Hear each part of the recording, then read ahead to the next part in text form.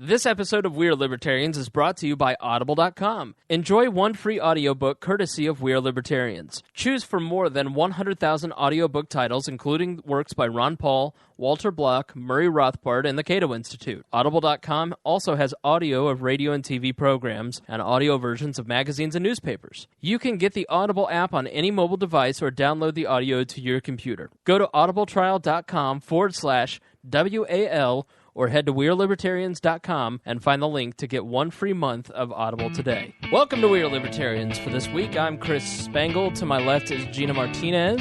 Greg is on the right. Greg Lentz, how are you doing? I'm doing well, Chris. How are you? All right, well, we're all doomed.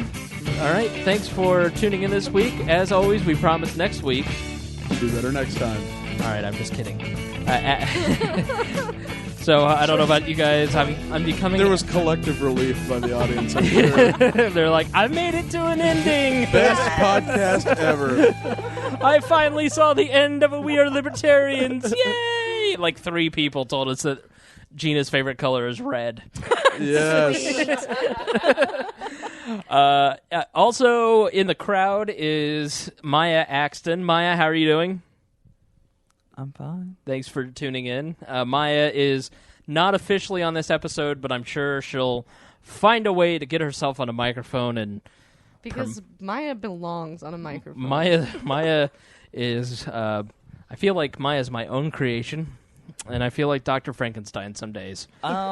Everything that I do these days, in the past 6 months, everything I've done is your fault. I know. So, America, you can blame me. And, hey, just a little shout-out for Maya. If you enjoy Maya, if you enjoy voluntarism, if you enjoy all-out weird political talk, then check out The Uncontrollables. Go to theuncontrollables.com and subscribe to Maya's weekly podcast. And it's actually, Gena, you listened for the first time this week, didn't you? I did. And what was your, could you please put the gun down, Maya? You have a loaded weapon right next to her face. If you're watching our YouTube channel, then you can see. There's not a round chambered. It's all good. Gena and Maya are on the camera this week. So you listened to The Uncontrollables for the first time. Oh, yeah. That happened. Thank you. By the way, shout out to me. That was awesome. And you said, no, back to me. And he said, is this podcast always this goodish? Yes. I've got a goodish rating. It was entirely goodish, and I do recommend it. It was an awesome episode. And our friend 16. Gena Martinez, she just taped her first episode of her new podcast. We collectively taped the first episode of the new podcast. Listen to that, Greg. The podcast. The leftist libertarian comes on and used the word collective. Oh, gosh. You notice she always says we. I don't like that. I know. What are you, Obama? She's about to drop an F-bomb in your general direction. They make me use a pad to write all my dirty words on. Because so Gena I watch is the my mouth now. only female of the host for We Are Libertarians, and she has the foulest mouth of all of us. Yes, she does. She really does. So It's true. It's quite the turn on. Oh, Greg. Oh, you. Oh, Christopher. He has very high white trash standards. So, and Ryan Ripley, contributor to We Are Libertarians, he and I are planning on starting a new podcast critiquing media, and we're thinking about doing our first episode this Saturday. So, lots of new podcasts on the Wall Radio Network for you to listen to. Also, The Obsessive Viewer. I don't know if anyone's listened to it. I just did it's one on movies, entertainment, popular culture. I do with 2 good friends and listeners of We Are Libertarians, Matt Hurt and Anthony Tiny Ramian. And you can download that at theobsessiveviewer.com. All right, cool. So you really have no excuse to listen to anything other than anything that we produce, right, everybody? Agreed. Exactly. If you do, I'm going to make generalized violent threats against you. Okay. We talk Mine's a little short. It's like half an hour. You can have your life back. Yeah, so it's not like an But epic. it's like half an hour of bull, and I'm going to go ahead and write that one All down. right, yeah, that's one. Gena, really? Already? I made it to 3 minutes You and made it 52 3 minutes seconds. into the podcast. Fuck. I will say, if you are looking for another podcast to listen to, I've got 2 suggestions for you. Democracy Now! Is like eating broccoli. It's the broccoli of podcasts. It sometimes can be surprisingly good. Other times it's like just eating broccoli, and it's good for you. Excellent. But it's independent media. They've had a lot of great interviews with people on Edward Snowden this week. Very, very I wouldn't say left. It's just independent media that focuses a lot on civil liberties and anti-war issues. So right up our alley. When they get to the economic issues, sometimes they lose me.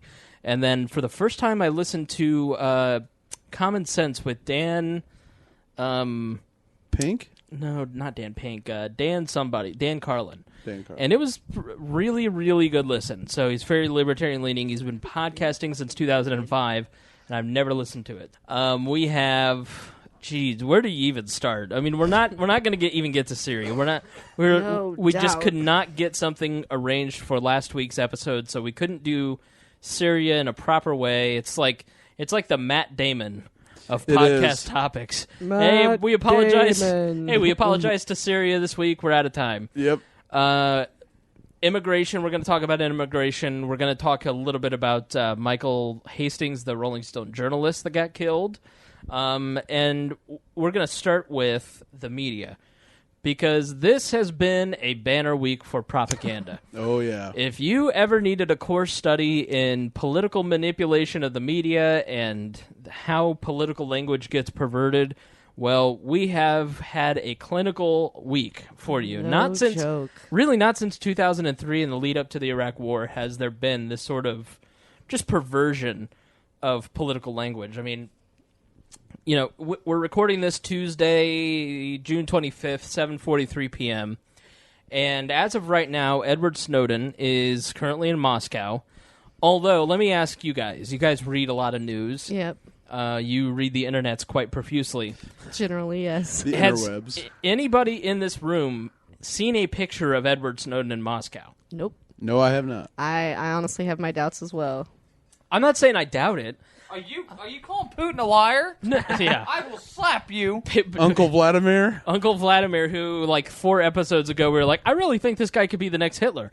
Now we're all my like, hero. now we're all champion. like, now we're all like, go Putin! I'm watching Russian TV right now. By the way, the Pirate Party says Snowden is in Iceland. Really, I'm just saying there has to be I almost got myself a ton of media in Moscow right now. You know. And they can't find him. They haven't snapped a picture of him. You'd think that if he were hanging out, a cell phone, you know, anything in today's something. world. No, and Right. remember, But he's going to drop his cell phone quick. You guys, the thing that he's running from is telling us that he's being, like, that we're all being tracked by our cell phones. No, like no, he's I mean gonna like pick someone up an else. iPhone and Someone else taking a picture of him with a phone.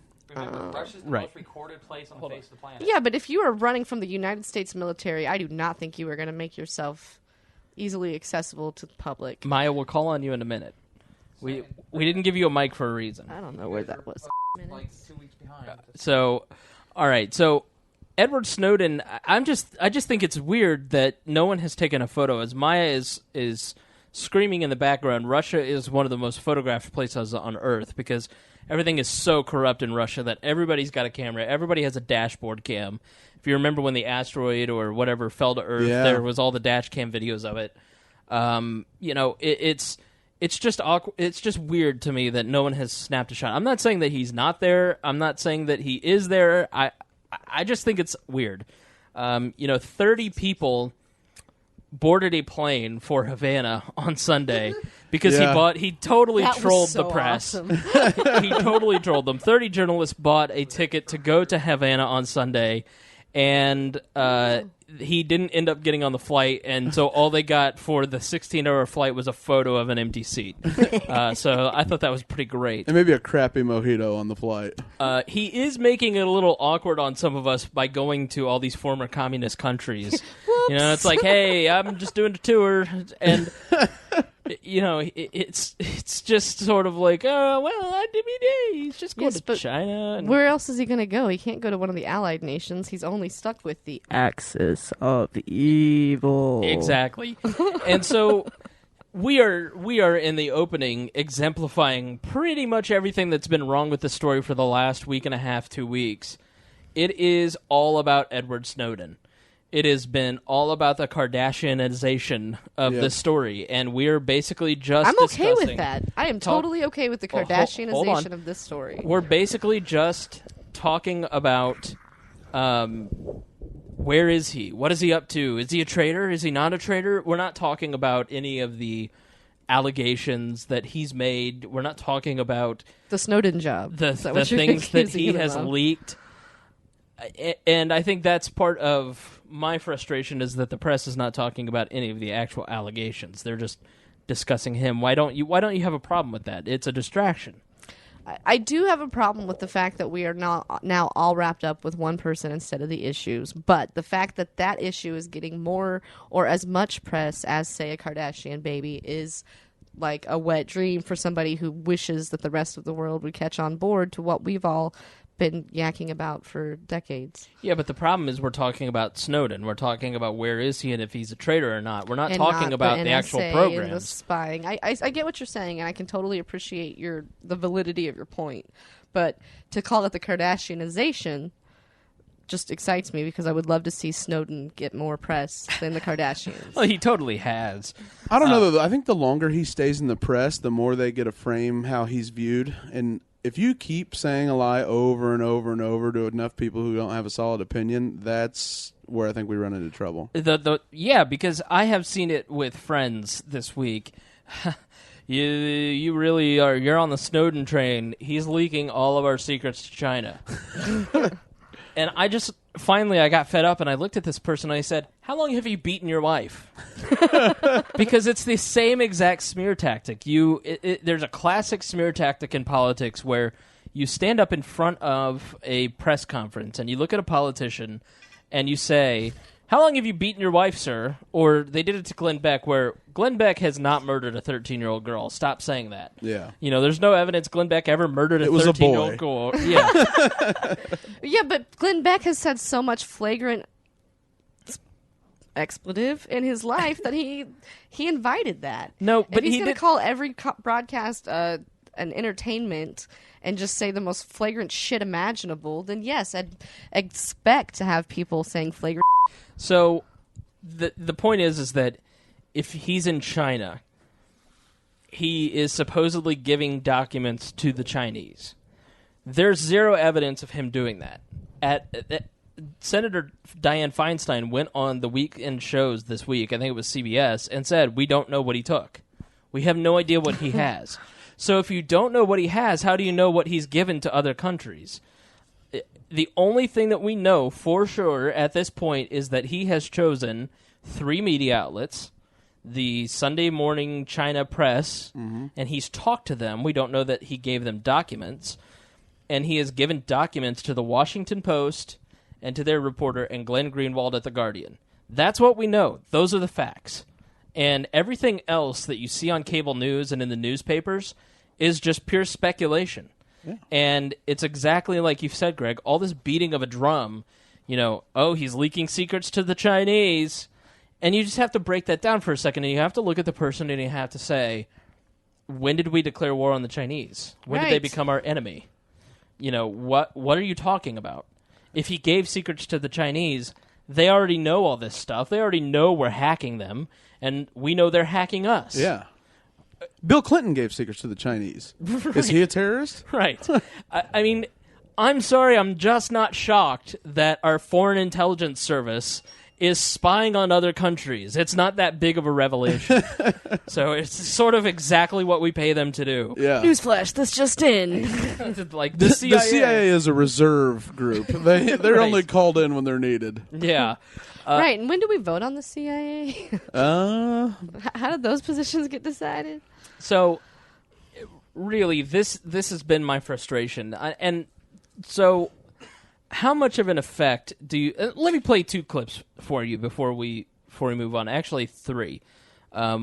One is the David Gregory piece. Interviewing Glenn Greenwald on Meet the Press this Sunday. Now, he is defending himself, saying that I was just asking a question. But if you listen to the tone of his voice, and, I didn't include the part where he follows up and saying, well, some would maybe I'll go back and add that. But here is David Gregory asking Glenn Greenwald if he should be prosecuted for espionage. Final question for you, but I'd like you to hang around. I just want to get Pete Williams in here as well. To the extent that you have aided and abetted Snowden, even in his current movements, why shouldn't you, Mr. Greenwald, be charged with a crime?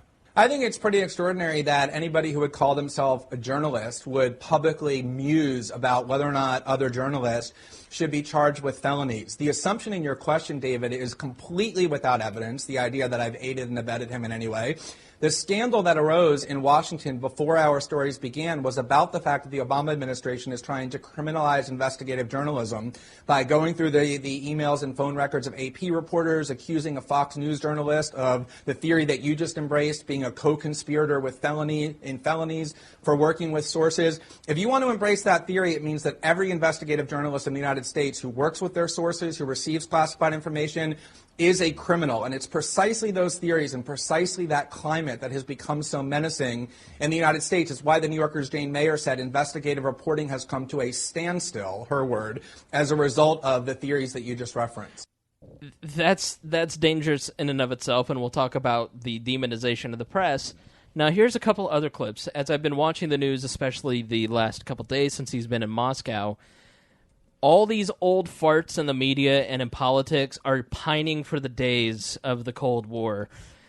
Here is the introduction to Bob Schieffer on Face the Nation on Slay Sunday. the Nation. Slay the Nation, according to Diddle Up. I mean, what other weird turn could this thing take? It's like now reports that he's going to other communists, like sort of a tour of communist countries around the world. All right, so that is Bob Schieffer saying communist like 500 times in the opening. He's gone to these communist countries. Meanwhile, these countries are not communist countries anymore. No, they never were. Right. They were dictatorships. Right. And then here is last night on Anderson Cooper. I lost it. This is officially when I just had to turn on Big Bang Theory and stop watching this. This is the former LAPD counterterrorism chief saying that he's fled to the Soviet Union. Here, listen for yourself. This whole thing is surreal. What do you make of it at this point? Well, I make of it that it's made up a better story than we would have seen in a book or a movie for all its unlikely characters. And it's near comical twists and turns if it wasn't something regarded so seriously. But I think they are burning up the phone lines from the Department of Justice, from the State Department, from the NSC to Moscow tonight, calling in every chit, every favor, every plea they can make, which is really counterintuitive, Anderson. I mean, what they're saying is hold on to him, don't let him get on a plane, and figure out a way to give him back to us. You know, you have a U.S. intelligence officer with a bag full of top-secret material. Probably the last place on Earth you would want him as an American intelligence officer is in the Soviet Union. But right now they're saying, let's slow this down and figure out a way to send him back to us without him going somewhere else. All right, that is John Miller, a senior correspondent for CBS This Morning, and the former LAPD counterterrorism chief. It's just they're constructing, out of all these things, they're constructing a narrative. The reporting on these stories now are at a point where everything is, this guy, has he broken the law or not broken the law? And why is he consorting with the Soviet Union and the communist countries?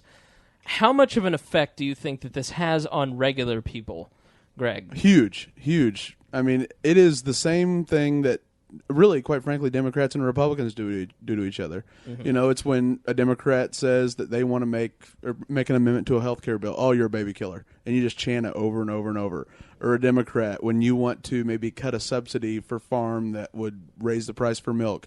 Why do you hate poor children and want to rob them of cheap milk? I mean, it's that same thing over and over and over.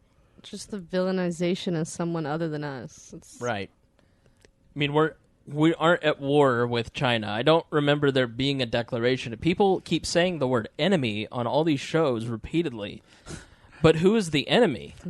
The banker. They might be the banker of the United States, but they're not the enemy. Was it a Ron Paul quote we saw that said that, yeah, you know, in order for Snowden to be accused of... Here, I'm paraphrasing. I'll Go read ahead. it, Read the actual Yeah, it was quote. a great tweet. All right, so here was the quote from Ron Paul. My understanding is that espionage means giving secret or classified information to the enemy. Since Snowden shared information with the American people, his indictment for espionage could reveal or confirm that the U.S. government views you and me as the enemy. Ouch.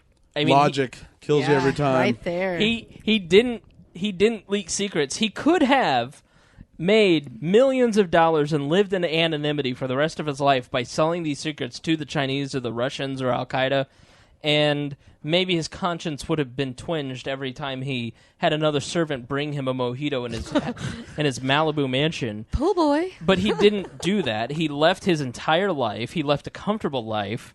A ballerina fiance. It's a ballerina fiance to give this information to two well-regarded journalists and newspapers, one British, one American, and gave selective information to selective news sources, which were selectively released. They were not just dumped out like Bradley Manning. There is a difference between what Snowden and Bradley Manning did. And he was very careful on what got released. Now, he has taken the information, he's encrypted several different parts of the information and given it to several different people. So if anything happens to him, not one single person has the entire story. And he's been careful with the information. You know, there was a rumor that his 4 laptops or 3 laptops, the media can't figure out which, got drained by the Chinese before he left. But that's not confirmed. Nobody knows that. That's just something you can say, and supposedly it's true.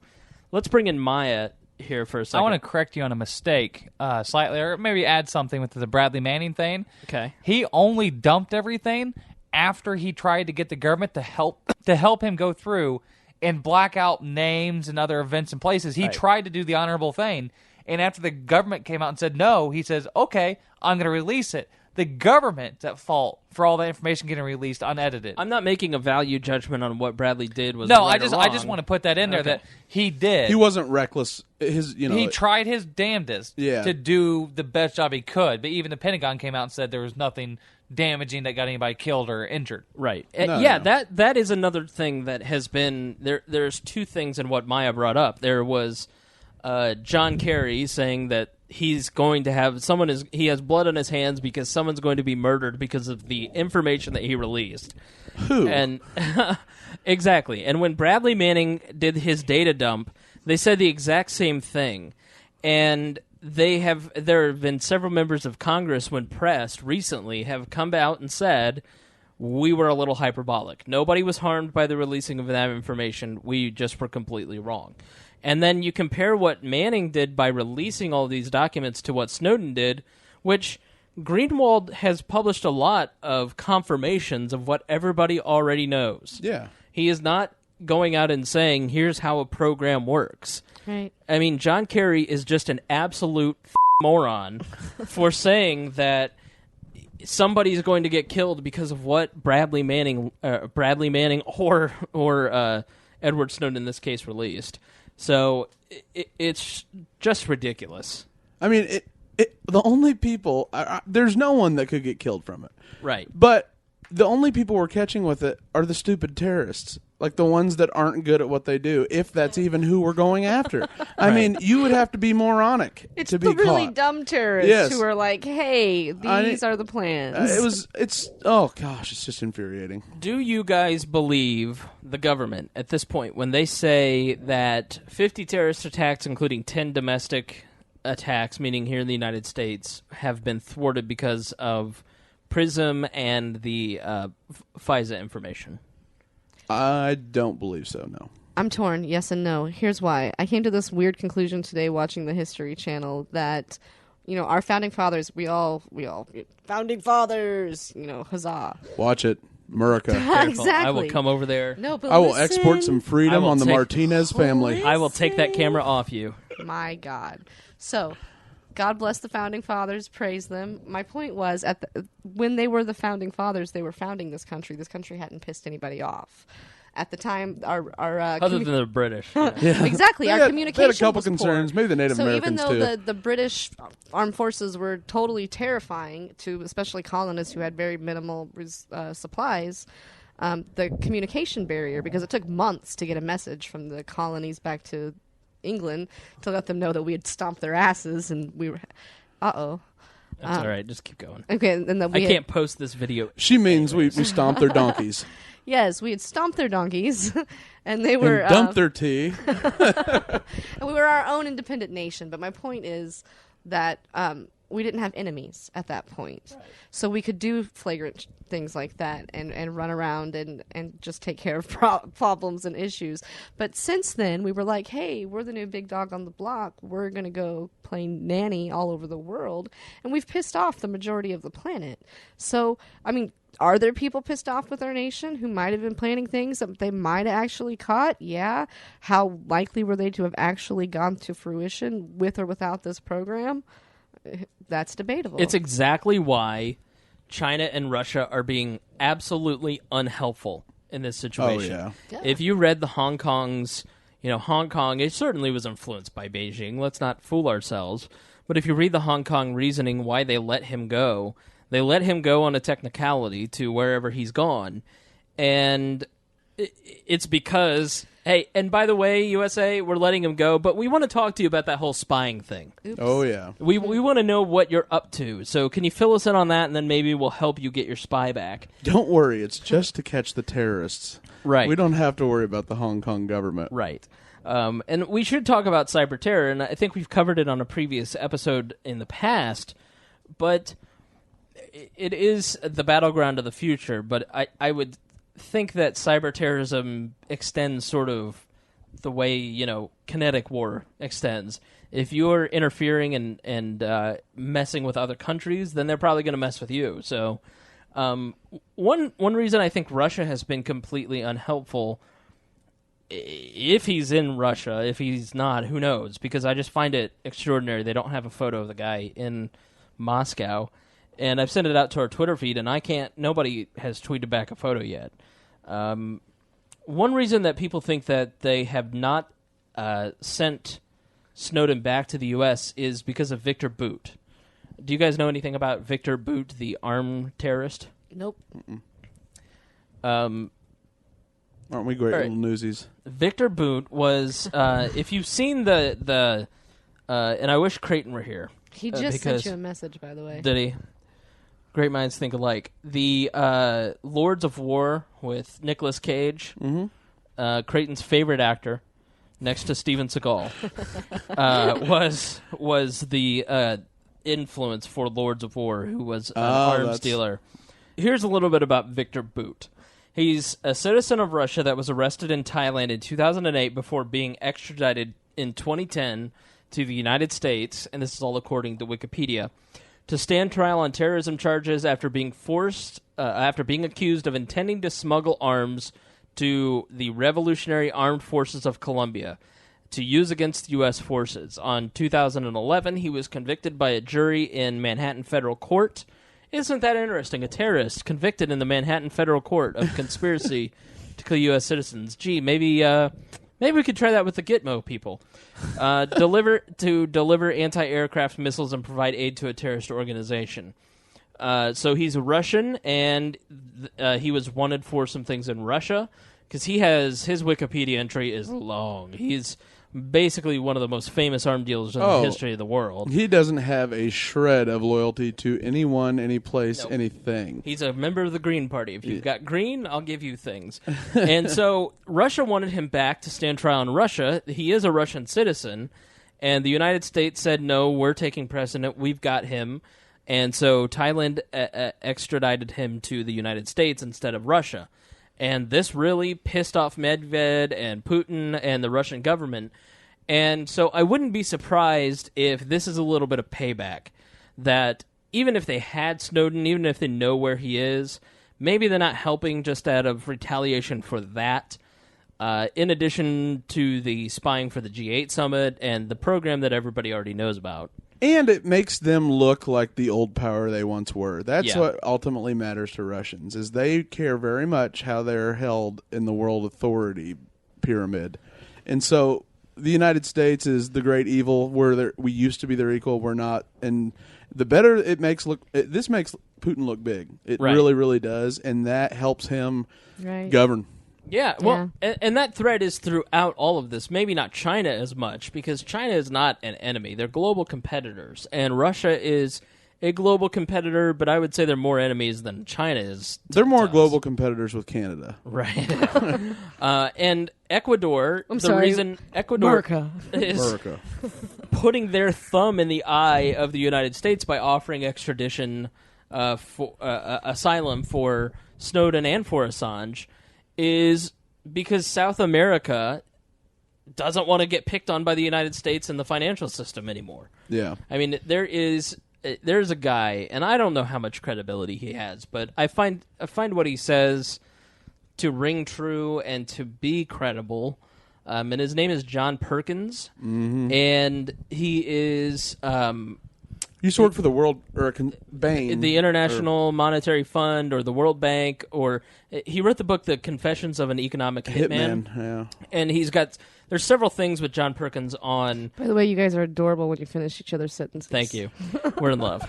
We plan to move to Vermont, and we'll have a little bed and breakfast. It'll be wonderful. I'm really hoping that we are validated and our love is made legal by the Supreme Court tomorrow. Yes.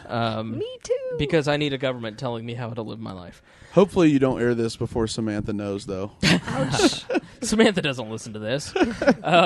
What are you turning it away from you and onto me? Nobody wants that. I want to see you spangle. Oh, okay. There you go. Continue. So, it's a 2-screener. Here we go. So, what was I saying, Greg, before we fell in love? You were complimenting me on my eyes. John Perkins. John Perkins has hazelnut eyes, just like Greg. And John Perkins talks a lot about how he would go into these South American countries and Central American countries and destroy their economy. And how the World Bank just sucks the life out of these countries. And that's why somebody like Chavez rises to power. And why this guy in Ecuador rises to power is because they say, we're going to take on the man. We're not going to accept being second-class world citizens anymore, and we're going to stand up to the United States.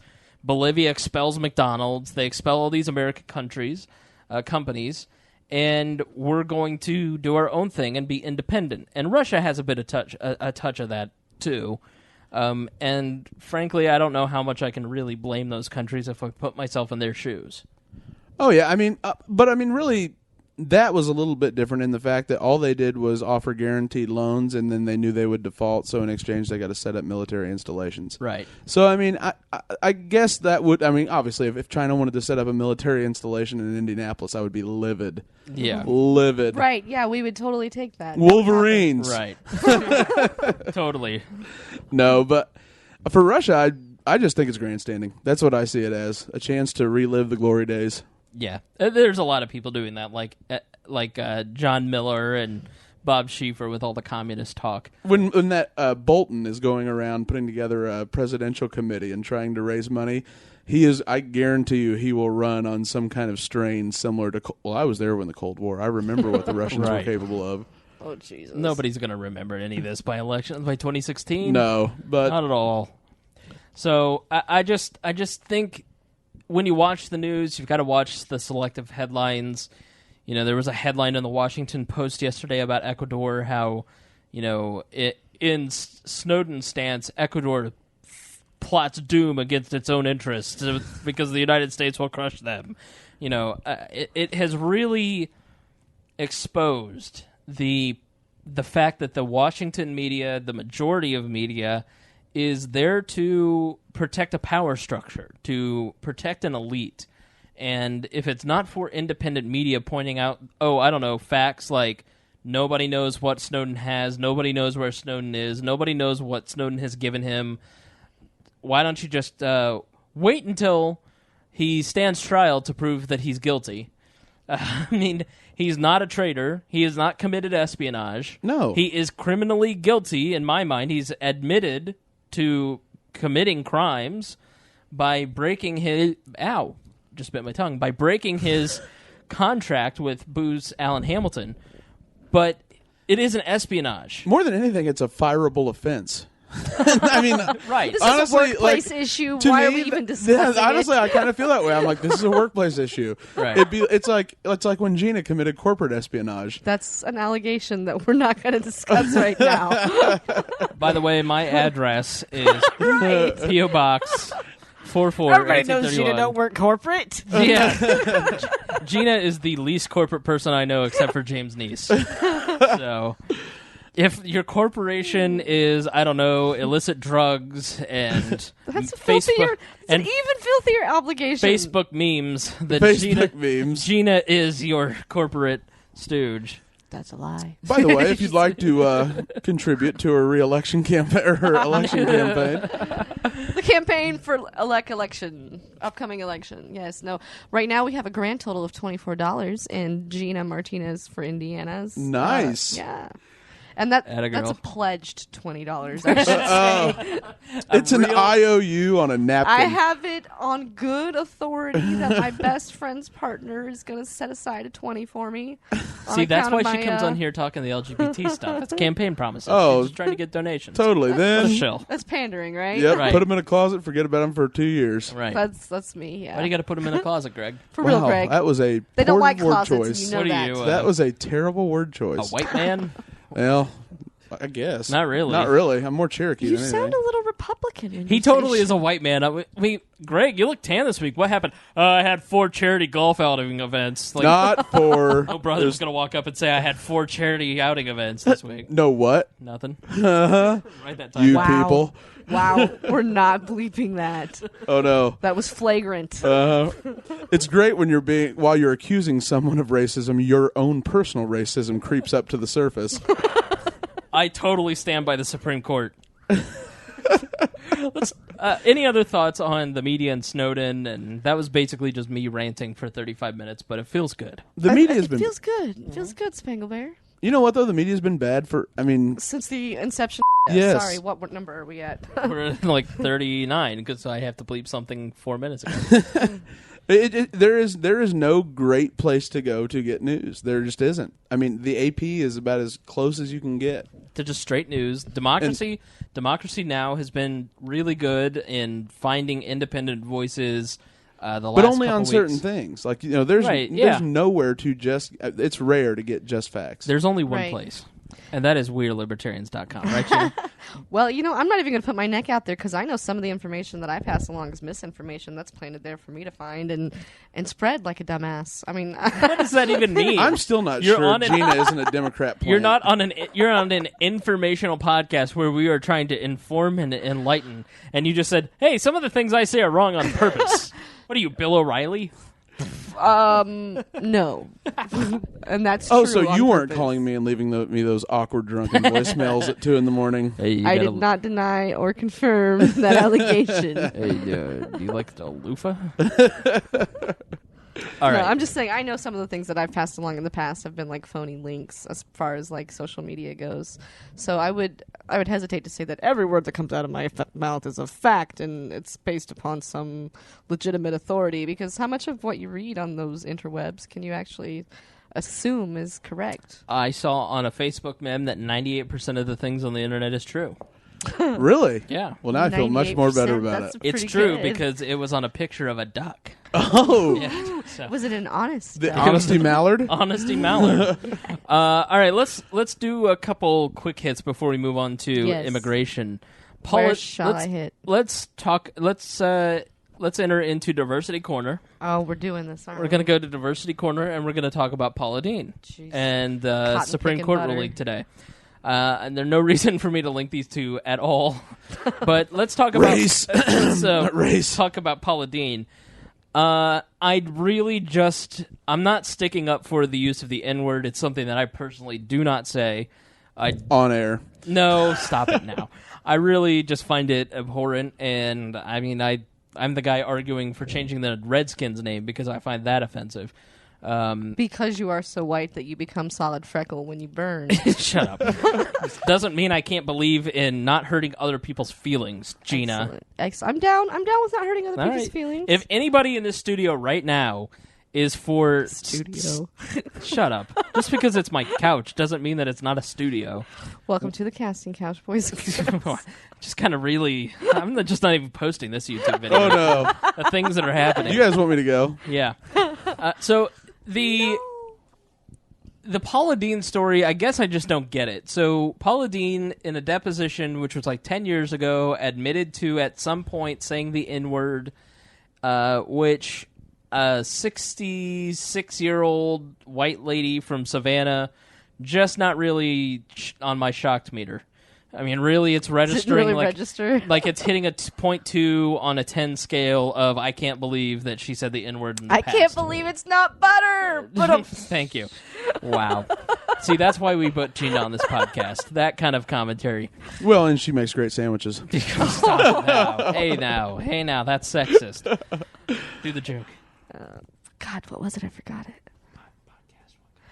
Oh, podcast? What kind of kitchen is that? See, she can say that because she's a woman. I know, and I remembered it because I'm blonde. All right, so back to racism. Now, Gena said the N-word in the past. Now, what is this woman's name? Paula Deen. Get on topic, guys. Paula Deen. Jump back on topic.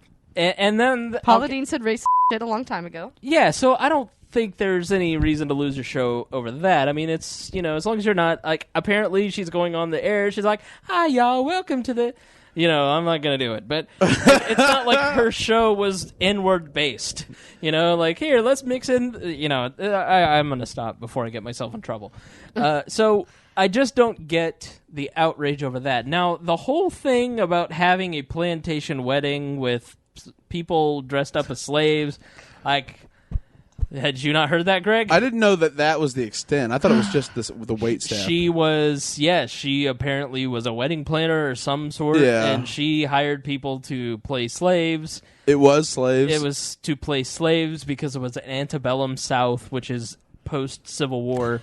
Where did you find anybody willing to part with their self-respect for such a low amount of money? I know at least 3 people named Maya, James, and possibly Gena that will look nothing. Do pretty much anything for money. So I thought would not fit the profile for that particular act. I thought that too. Like, really, she did pull it off. It did happen. So where did she find the people? See, there's just no way to me that's actually that is factual. That's acknowledged. Yeah, as I understand it. But it is so. Who reported this? Beyond everybody. TMZ. Who knows? It's in a deposition, and she admitted to it. It's a deposition. And someone found it, and now the Butter Queen has been creamed. Thank you. What are you, Jake That Tapper? was well done. Thank you. Like, it's like I'm watching the NBC Today show now. It's like, oh, back to you, Suzanne. Sounds like the Butter Queen has been creamed. Now how to have your perfect 4th of July barbecue. Yeah. All right. And coming up at 11, how that salt is going to murder you. Bomb you both. So, I thought that too. Like, this can't be real. This can't be true. Not a lie. Happened like 20 years ago. Definitely not cool. No. Not cool. No. It's registers an 11 on the 10 of the not cool scale. But I don't know who I'm mad at. I don't know if I'm mad at the people who agreed to do it for money or if I'm mad at her.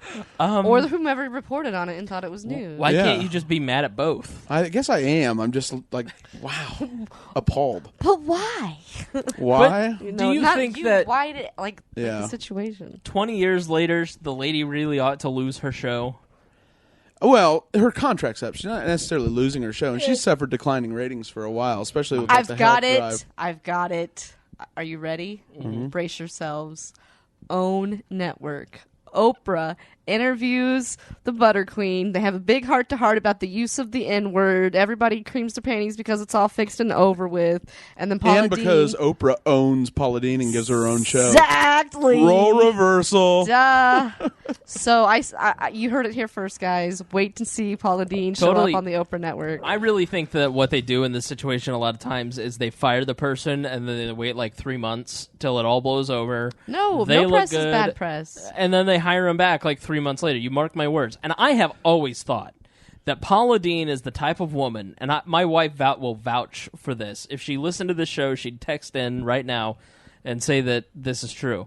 I have always said that as soon as the camera goes off with Paula Deen, she's like, thanks for coming by my house, y'all. Have a good week. I'll see y'all next week. What the f*** are you doing? God it, you stupid asshole. F*** you. I told you to move the boom mic over there. Ass. Gratuitous ass. Wow. That was an outburst. That is exactly what she's like. I know it. And then when this story came out, I was like, I'm right. Only it's racial slurs. So it's not. I'm right. What were we just talking about? Media getting facts right and not just throwing out allegations. And I stated, not everything you hear here will be a fact. If you made it through the first 30 minutes of the podcast, go ahead and skip this part. Well done. Congratulate yourselves. So, all right. So, Paula Dean, what's your final ruling?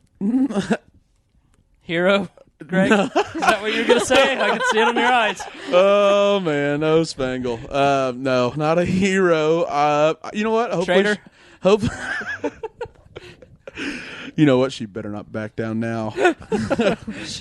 No, it is what it is. It's stupid. It's a ridiculous story. Yeah. Gena? Nice use of ridiculous. I'm going to go ahead and say, yeah, Oprah. That's my final prediction. It is tragic that a lady who worked very hard during the last decade or so has lost her empire. It's also very tragic that the same lady decided to be a racist at some point in the past. I'll write that down. Is not. It totally is. No, it is not. No. It's British. Exactly. Like totally. Tallywhacker or Bloody or all those good things. All those things. Wanker. Back me up, Greg. We're leaving. No, we're not, because I edit the show and you Oh, don't. but I'm not writing them down. Find them. Crap. That means he has to listen to this crap. But yeah, no. The final answer is I look to see her on Oprah. The two of them will have a heart-to-heart. So then it's like ratings for both of them. Are you kidding? All Could right. you imagine the ratings? I for have that so many things I just want to say right there, and gosh. On to the Don't next story. stop. Like, I kind of get the Paula Dean outrage because it is a pretty outrageous story. But It's ugly. I don't really get the outrage over today's Supreme Court ruling. Well, how else? Whom else are they going to throw under the bus to get these things out of the news? Hey, by the way, we're spying on you and taking away your entire Bill of Rights. Here's an immigration But Paula bill. Dean's a racist. No, like, it is so true. Like, the NSA thing comes out immediately. Like, then 2 days later, Obama signs a bill, like, with dealing with abortion. It's like the social conservatives did not get on that. They did not grab onto that red meat. I haven't seen one action alert email on it. Then the next thing was the immigration bill. That's in the news, but it's still, in my opinion, not as hot as Snowden and all that. It's the second or third story. Then you've got climate change is coming down the pike. Yeah. Well, no, it isn't. It's something that he keeps talking about, and they keep signaling it. Yeah, but that he's going to talk John about Boehner's it. Speaker of the House. It's not going. I think anywhere. something was mentioned about it today. I think I saw something. Oh no, he's going to make a big push. It was but the Keystone. He can push a lot of things. It ain't going to happen. The Keystone Pipeline. He said he'd consider the Keystone Pipeline if it had certain amount of like carbon neutral, I don't know, some BS to offsets, basically kill it out of the Al Gore personal fund. Yeah, and Al Gore needs another $1 billion. So. And Al, I'd like to thank you for inventing the internet so we can do this podcast. All right, thank you, buddy. Hey, now give the man his props. Mm-hmm. Now, so today the Supreme Court ruled that Section 4 of the Voting Rights Act they didn't declare it invalid. What they said is, and let me explain it. In the Voting Rights Act, there is certain districts, and they have drawn certain districts, and they've said in the Voting Rights Act of 1964 that these are basically racist counties, Right. and that if they want have to... a history of, of they have a abuse. little history with, literacy tests and lynchings and just... burning crosses in the woods. crosses and, people being murdered for trying to exercise their civil rights.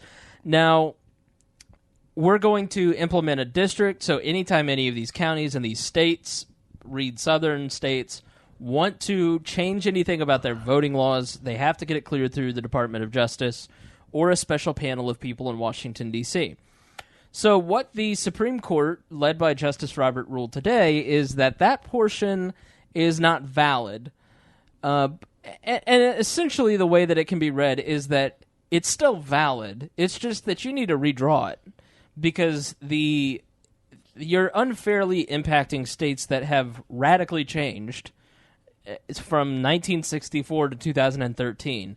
And so it's unfair to... radical's kind of a stretch. But No, it's not a stretch. There aren't lynchings going on in Alabama anymore. There are certainly issues... Come on. There's certainly issues with voting, but this is the whole We'll get to you in a second. Easy on my kin there, Gena. I'm the only one with a southern. Alabama. My name's Greg, and I'm the one with the southern accent on this podcast. What are you talking about? I'll be the token States' white boy. rights. So, I'm going to talk about states' rights, no matter what. So, and it is really about South states' rights shall because rise again. I do say they came down with the war of northern aggression. So they just basically said redraw the maps on basic new data. Okay, the census data you're using is from 1964. The literacy tests are no longer in place. Things have progressed to a place where there may be problems in other areas of the country, not just this one area of the country. So let's take a look at it. Let's reevaluate it. And I don't really see the problem with that at all. But the president is all up in arms. Eric Holder's saying it's the worst thing in the world. Jesse Jackson and Al Sharpton are having a field day that they've gutted all this. The liberals are going crazy. And I just don't get the outrage. Gena, as our liberal correspondent, can you please explain the outrage to me? I didn't think so. Well, I can. I mean, I don't understand the outrage necessarily, but as I understand it, it's a very important bill because we want voter fairness. Mm-hmm. And I can understand. I can understand where the Supreme Could you please Court. define that? No, I can understand where the Supreme Court.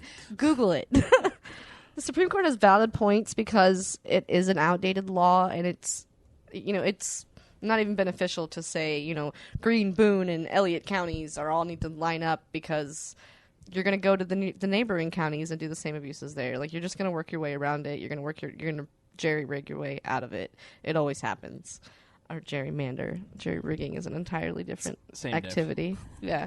So anyway, I can see both points being valid. I can see a little bit of the outrage because we need to protect the bill itself, and I can see the outrage because it needs to be updated. Because in the event that law was passed in 1964, in the 50 years that have passed since then, we found a way to continue the same abuses and make does it need to be updated? I mean, honestly? Do you feel, Gena Martinez, that we have progressed so far from 1964 and the Civil Rights era to 2013? Why not? Because. Go. Okay, black president. Go. Oh, Boom. really? Yeah. One black guy. Woo! One black guy. 39 white guys. Herman Cain. Herman Cain. When was that? Last year. Yeah, last year. Alan Keyes. That's not really fair. We shouldn't use Alan Keyes. He never had a chance. I'm just saying, I just think it's liberal stupidity to sit here and say that things are never going to be perfect, but it's not like there is massive disenfranchisement going on across the nation. But do you know that? Because I don't. I certainly don't. There very well could be massive disenfranchising. I mean, obviously there was such an issue that we had to... You can't just say that. Like, it had to be codified in 1964 for a reason. We didn't just, decide. You can't just say, well, do you know that?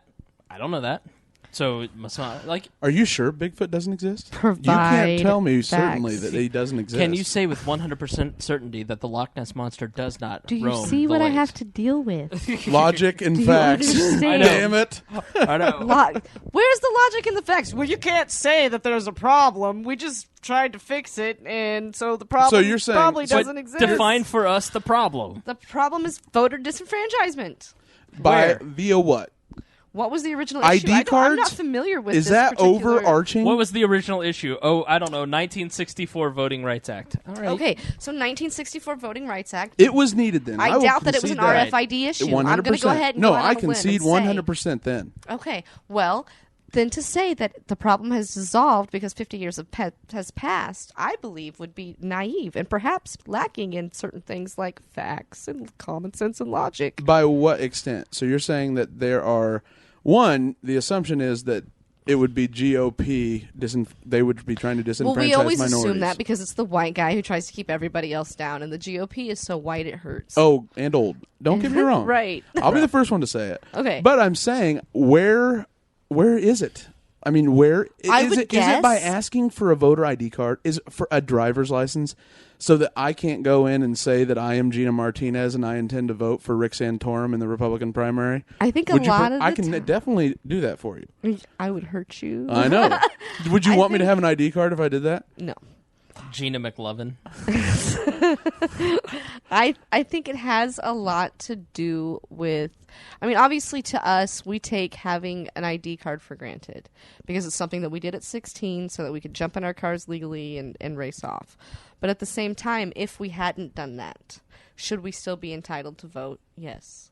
And so there are a lot of people that are not in our generation. I know that sometimes our egos tend to be like all encompassing, but there are still 80-year-old people out there that like to vote. They really like to vote. It's the only thing they do. They look so forward to it that they set their bowel movements to voting. Like that happens. So out of the 364 days of the year remaining, they can't find one day where they're having a good day to go get an ID card. Well, if they were born in 1902 and they don't have the appropriate materials. The Indiana Secretary of State's office has driven and picked people up to go get IDs. There has never been one case. But has the Alabama something or other department gone around? You're talking about voter IDs, and here in Indiana, voter ID was the first voter ID. Hold on, let me finish. Now, in the courts. Now, the first voter ID law passed was here in Indiana. Okay?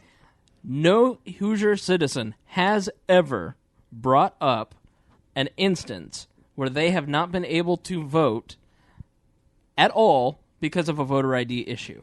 Now, there have been people who may have forgotten their IDs on Election Day, so they cast a provisional ballot. It sucks. But no one's complained of it, right? It's not one complaint, not one official complaint has ever been filed. Not one. And we've had it since 2006, 2007? Yeah. Maybe 06, 08. I think 08 was the first election we had do I. And people, when they go in and they forget their ID, they have to cast a provisional ballot, then they go within 7 days to the clerk's office, then they show their ID, and then they get to vote. No person has ever been disenfranchised. Well, I would say, I can't say definitively that no one person, because you just can't. No, but there you has can't. not been an official complaint brought against this law at all. And believe me, the Democrats in Indiana have tried. They have tried. They tried to cram 9 nuns. Oh, lightning. Holy lightning. We have compressors, and we have specific mics to not pick things up, but I wonder if people can hear that thunder, because it was like right outside the window. Yeah. So, we made God mad, apparently. Yeah, so, all right. It's all Gena's fault. I'm just saying. Oops. All right, let's move on to, do we want to do Hastings first? Oh, we can. That's very interesting. Or do we want to do immigration first? Speaking of things we have no facts about, but think might be true. Yes, but it is very interesting. She just thinks that things aren't any better, or mostly not better. That's since the typical. 1964. That's the liberal position. Not to go all. Selma was I'm just yesterday. saying we can't say that it's been fixed because enough time has passed. It's not a thing. Nothing with human beings and government will ever be perfect, ever. But nothing with human beings or government will ever fix itself with the passage of time. Time does not heal all wounds. People picking themselves up and dusting themselves off. It's action that heals problems. Like you can't just sit around and wait. You're like the liberal Sarah Palin. She really is. So many people think that all the old people are going to die off and there went racism, but that's a sack of bullshit, and we all know it because everybody knows a racist under the age of 30 who's still going to be here in 50 years, so waiting for him to die off is foolish. Some of them are wearing yellow hats. That's a dirty allegation. Okay, so what were we going to talk about? Right. Michael Hastings? Michael Hastings. Just to be clear, I'm a gay racist that's in love with you and wants to open a maple syrup and bed and breakfast factory in case Vermont. anybody ever has any illusions of employing you in I the have future. serious psychological issues, Listen, apparently. here's the thing with this podcast. All right. We have no filter. No. All right, so we say things that I have to filter, though, or I have to write shit down. Sorry. we don't have beliefs. We don't betray our beliefs ever. We speak our mind, but we make jokes. We kid. Sometimes those jokes may offend and hurt some people. And for that, we apologize. We A little truly bit. did Not to the target, to if the audience is offended. Right. Okay. If you are offended by our words, then we apologize. Go hang out with Melissa Harris Perry and enjoy some Now, why do you gotta make Parcheesi it and worse? board games. I'm trying Why to you do an gotta official make it apology. worse? Oh, okay. So, Greg is not gay, nor is he black, nor Well, I is he might be. racist. I don't know. Well, What? All right, I'm trying to help you out, brother. I mean, the day's young. All right, so, Only Edward Snowden truly knows. all right. So Michael Hastings, the Rolling Stone journalist, died this week. Yes. Give us the details, Gina. As I understand, he died in a car accident after sending emails to his colleagues just hours prior to. So the bit that I read, and I can't quote exactly where I found this, said that close friends and associates of his were being interviewed according to the emails that he sent by the FBI, and he was going to go off the radar for a bit. He was 33 years old, and he mentioned that he was on to a big story. This was just prior to the Snowden things coming out. According to KTLA, that publishes a copy of the email that Hastings sent around 1 p.m. on June 17th, and he died at 4:30 a.m. Tuesday morning. In a fiery one-vehicle crash. The cop who investigated it... anyway, it's irrelevant who provided the email. Forget those facts.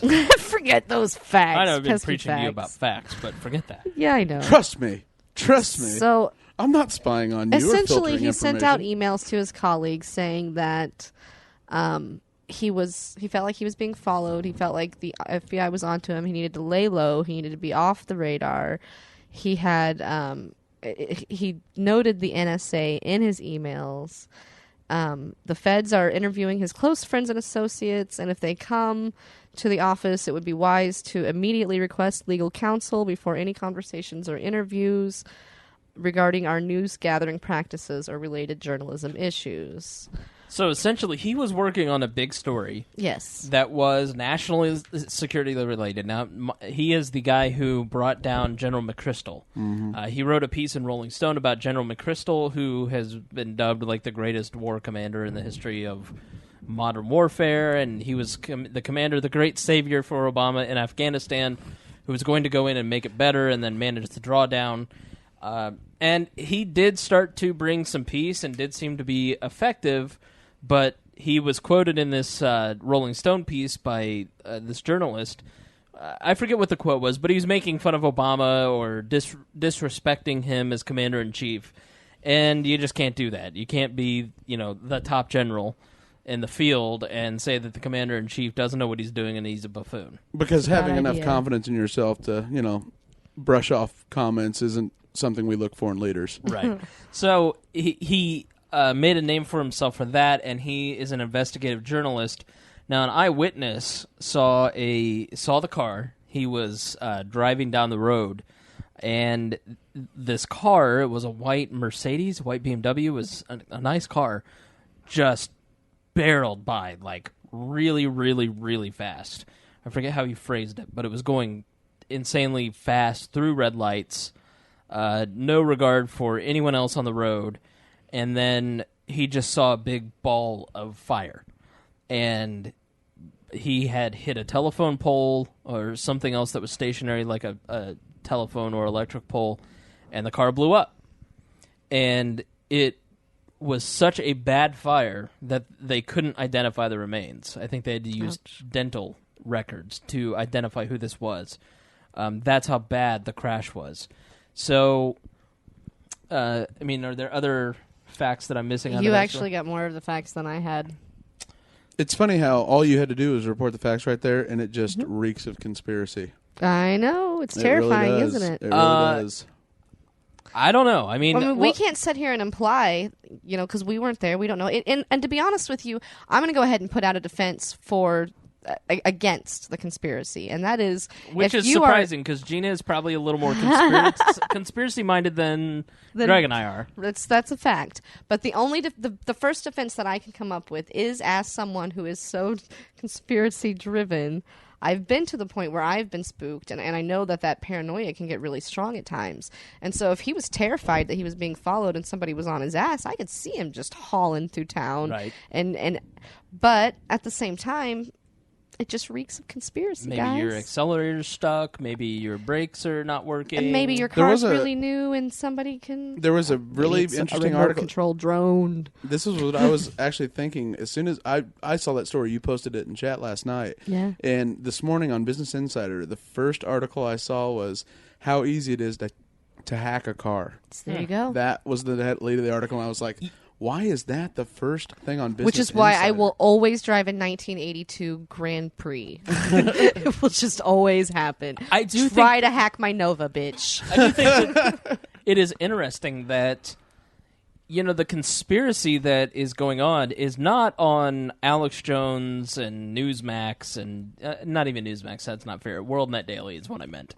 You know, WorldNet Daily with the birther stuff and some of your more conspiratorial sites that'll even flirt with, even Drudge will flirt with a good conspiracy every once in a while. You think so? Yeah. He'll post prisonplanet.com every once in a while. He'll post a little InfoWars action. He will. It'll be one like quip though. It won't be the whole once a article. Quarter, you know, Yeah. he'll post something that is a little, you know, Alex Jones tinged. He posted John Edwards in the Inquirer. That's Yep. serious guts for doing that. But this is like the Business Insider. It's the Atlantic. I mean, these are it's Wall Street focused. Wall Street Journal. Yeah. I mean, there are legitimate news outlets that, you know, in my opinion, are legitimate, that are flirting with the conspiracy that maybe something is afoot here. Mm-hmm. I think that's kind of telling. Yeah, I mean, it's kind of hard to deny. I think is the more obvious thing. I mean, to be honest with you, we've got some brass cojones sitting here recording a podcast, just openly speaking our opinions. Nah, we're not that big yet. No.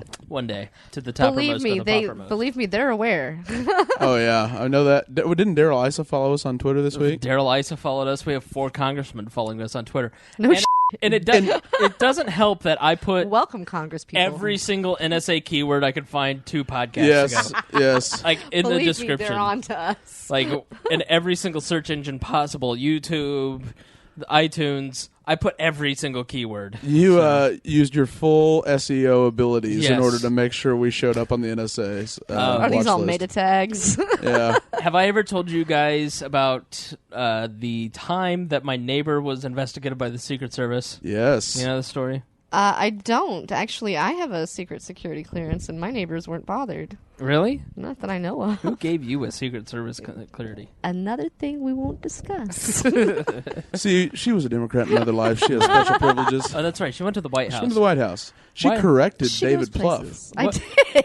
the worst marketer in the history of mankind. What were you doing at the White House that you got security clearance? It was completely unrelated. Listening to your phone calls. Completely unrelated. No, the White House trip came 7 years after the secret security clearance. So I'll make it quick. That's a Just lie. for anybody, shut up. Anybody listening. My next door neighbor comes up to me shaking one day, and he said, I'm really nervous to say this to you. I'm really sorry. What are you sorry for, man? I got investigated by the Secret Service and the FBI the last week. They came in, they took all of my computers, they took all of my guns. No joke. And I said, what did you do? He said, I sent an email to my sister in Virginia who doesn't like me, and I said somebody should take this guy out, meaning the president, and she forwarded it to the FBI, so they came out and investigated us. No I said, way. okay, cool, but why are you apologizing to me? I just started at the Libertarian Party of Indiana as the executive director. And he goes, they asked me if I knew anybody who was planning to overthrow the government, and I said, well, I know this kid who works at this one place, and I gave him your name, so I don't know if they're investigating you. We're real sorry, Spangle. I Yeah. think I just told the FBI you might be a treasonous terrorist pig. So I'm totally going to get my FBI file and see if it's in there. If there is, you know it's in there without Gotta question. be. if there picked is up his any stuff. doubt of your patriotic fervor, all you need to do is bring up Canada, and then you'll say, "Yep, he's one of us." I'm moving towards Maya every day, and more of these weeks help. But you bring up Canada, All of a sudden, and all of a sudden I'm the most jingoistic the nationalist. stars and bars show up, baby. So, all right, Michael Hastings, do you think that it was an accidental death, or do you think that there is more to the story, be it government, non-government?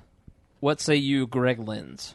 Right now, I'm uncommitted. I want to find out the eyewitness. I want to know about him. I want to know his background. I want to know who he is, where he works, who he's involved exactly with. where on the grassy knoll he was standing. No, I just want to know who he is. You know, like that's the thing that's always forgotten. It says eyewitness report, and then all they do is focus on the person that died. Yeah. Well, that's great, but eyewitness can mean absolutely anyone. You know, And there were several eyewitnesses that saw. There were. Yeah. Gena? I'm on the fence myself. It alarms me. I'm concerned about it. To me, and don't take this the wrong way, it kind of reeks of Lady Di. Do you know what I'm saying? Oh, really high-speed one-car crash? Go figure. I'm going to say that it is like when people saw Satan in the face of the Twin Towers smoke. It's just one of those things that the brain, because of the NSA and the paranoia that has been unleashed in the American people because of the NSA spying, that we are seeing something that does not exist. I'm saying that the poor guy was driving recklessly and paid the consequence. So... And it very well could be, and most likely probably is. But I think the way things have developed lately in the news, it would not surprise you me. are very naive to at least not lend an ear to the story. I think if you go back and you listen to Snowden's words in that interview that he did in Hong Kong, the 12-minute video, I mean, Snowden outlines how they take care of people. Mm-hmm. Like, he is saying it in a veiled way, but I think he chose his words very carefully. And he spoke to a documentarian who was very sympathetic, who would craft his words. When I go in and edit this podcast, I could edit all that out to make myself sound smooth, but I'm not going to because I'm lazy. But because that involves work, right? So I could have edited out that stutter, but I didn't. But there are times where I edit this podcast, and I'll edit 15 minutes out just to make us quicker, smarter, better. A little more sympathetic to ourselves, and a documentarian could do that. Now, so when he just chooses his words to say, I could be, they could use rendition, they could have a Chinese squad come and hit me, they could have a Russian squad come and hit me, they could have me kidnapped. I think he's telling you exactly what he knows, how the U.S. government takes care of people. He just knows that if he says it outright, he'll be painted as a conspiracy theorist, so he just does it in a veiled way. Yeah. So it's not out of the realm of possibility that maybe they're getting a little aggressive with journalists, but I doubt it. I just don't think we're at that point. But wait a minute, we yet. know that they're getting aggressive with journalists. We know for a fact that they've come down on journalists, and we know that this particular journalist has a history of breaking big stories. And we know that they're tapping into everyone's phone, so we know that they're tapping into his phone. I mean, it's not far-fetched that they knew exactly what he was sending and that he was being pursued. It's just whether or not they actually pulled the trigger to send him into the column or whatever fiery death of... I'm not saying that it is not in the capabilities of the United States government and in some capacity, whether it's CIA, FBI, Secret Service, who knows? How do we know that he was the capacity point isn't of to be impact? doubted. The capacity is there. I'm saying that it is just highly unlikely that he was murdered by our government or by really anybody else. I'm just saying that it is just a coincidence. Honestly, though, is there any difference? Let's say he breaks a major story. Let's say he breaks a major story that the apparatus is enormous. Is there a huge difference if it threatens the government and brings it to its knees? Is there a huge difference between that and what Anwar al-Awlaki did to the United States government by committing treason? Is there much of one? And give our listeners a little bit of al-Awlaki. Al-Awlaki was a Colorado State professor, American citizen, a staunch follower of Islam, and sort of took over Al-Qaeda. Took over at Al-Qaeda for bin Laden and was operating out of Yemen. His 16-year-old American son was over there visiting him, and we authorized a drone strike and killed both of them and several others. And they had committed treason against the United States, in the government's opinion, by waging war. Mm-hmm. Now, does a government institution view that as any different than a massive threat by exposing a secret that would, one, question their validity, and two, it's self-preservation for government. Let's just say that I think it's been floated. I mean, by Senator Mike Lee has floated this theory through his ebook and through several media channels that Roberts changed his opinion on Obamacare. Oh, yeah. Let's say you had evidence that several congressmen and Justice Roberts and some senators have been blackmailed because of information, because of PRISM, and because of the NSA. That is something that could bring down all the programs. It could lead to mass impeachments. I mean, it could bring the United States government as we know it. It would kill Obamacare. it'd be an enormous story. Would they kill over that? I don't think so. I mean, I think there is a difference. You think that is less of a threat than a bunch of guys in the desert riding camels on dial-up? I mean, I don't know. I just feel like there is a difference. That is I don't know how to explain it. Oh, where's your facts and common sense now? I mean, to me, I think I would. Governments are broken from the inside. I said black president, and you had nothing. So you lose. Your argument is invalid. Governments rarely fall from the outside.